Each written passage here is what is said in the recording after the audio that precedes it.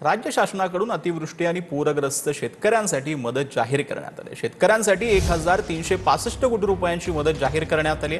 शेतकऱ्यांसाठी जाहीर करण्यात आलेल्या जिल्हानिहाय मदतीची माहिती सरकारकडून देण्यात आली।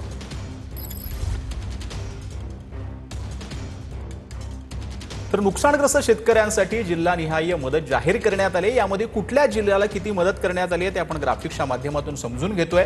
बीडमध्ये 577 कोटी 78 लाखांची मदत करण्यात आली आहे। लातूरमध्ये 202 कोटी 38 लाख तर परभणीमध्ये 245 कोटी 64 लाखांची मदत देण्यात आली आहे।